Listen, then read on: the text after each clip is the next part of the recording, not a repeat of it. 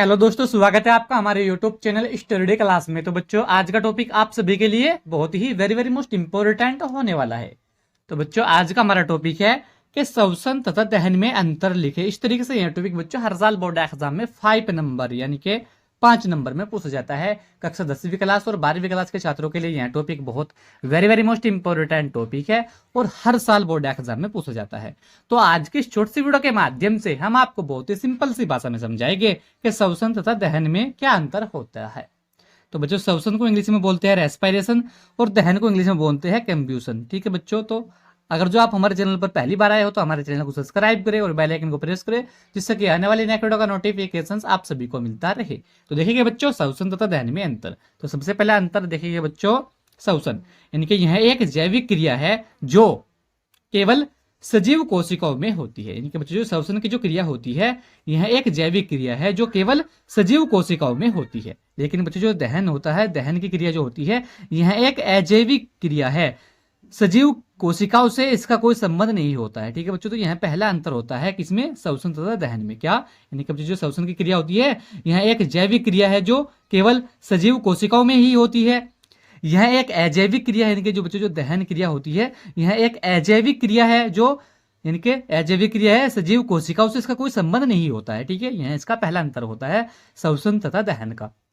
इसी के साथ हम बच्चों दूसरा अंतर देखेंगे, यह क्रमबद्ध अनेक चरणों में होती है। इनके बच्चों जो श्वसन की क्रिया होती है यह क्रमबद्ध अनेक चरणों में होती है, इसका कोई क्रमबद्ध चरण नहीं होता है, यह एक ही चरण में होती है। तो बच्चों, यह दूसरा अंतर होता है किसमें, श्वसन तथा दहन में। यानी कि श्वसन क्रिया जो होती है यह क्रमबद्ध अनेक चरणों में होती है, लेकिन बच्चों जो दहन क्रिया होती है इसका कोई क्रमबद्ध चरण नहीं होता है, यह एक ही चरण में होती है। ठीक है बच्चों, यह दूसरा अंतर होता है। इसी के साथ में तीसरा अंतर देखिए, यह एंजाइमों द्वारा नियंत्रित होती है। यानी कि जो श्वसन की क्रिया होती है यह एंजाइमों द्वारा नियंत्रित होती है, कंट्रोल होती है।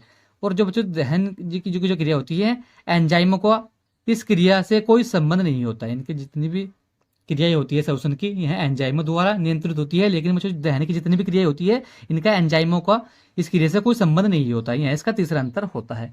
इसी के साथ हम बच्चों चौथा अंतर देखेंगे, इसमें ऊर्जा का अधिकांश भाग एटीपी के रूप में संचित होता है। इनके बच्चे जो श्वसन की क्रिया होती है, रेस्पिरेशन की जो क्रिया होती है, इसमें ऊर्जा का जो अधिकांश भाग होता है वह एटीपी के रूप में संचित होता है। लेकिन बच्चे जो दहन की क्रिया होती है इसमें ऊर्जा का जो अधिकांश भाग होता है वह ऊष्मा तथा प्रकाश के रूप में मुक्त होता है। यह भी बच्चों इसका एक बहुत वेरी मोस्ट इंपोर्टेंट अंतर होता है श्वसन तथा दहन में। क्या यानी कि बच्चों जो श्वसन की क्रिया होती है इसमें ऊर्जा का जो अधिकांश भाग होता है वह एटीपी के रूप में संचित होता है, लेकिन बच्चों जो दहन की क्रिया होती है इसमें ऊर्जा का अधिकांश जो भाग होता है ये ऊष्मा तथा प्रकाश के रूप में मुक्त होता है। यह एक बहुत वेरी मोस्ट इंपोर्टेंट अंतर होता है। इसी के साथ हम बच्चों पांचवा अंतर देखिए, श्वसन क्रिया शरीर के सामान्य ताप पर होती है। यानी कि बच्चों जो रेस्पिरेशन की क्रिया होती है यह शरीर के सामान्य ताप पर होती है और दहन अति उच्च ताप पर होती है। इनके बच्चों जो दहन की क्रिया होती है, जो कंब्यूशन की क्रिया होती है यह अति उच्च ताप पर होता है। ठीक है बच्चों, तो यह बहुत वेरी मोस्ट इंपोर्टेंट इसका अंतर होता है।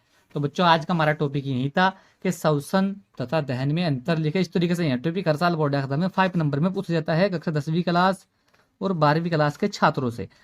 यह टॉपिक बहुत वेरी मोस्ट इंपोर्टेंट टॉपिक है, हर स्टूडेंट को यह टॉपिक पता होना चाहिए कि श्वसन तथा दहन में क्या अंतर होता है।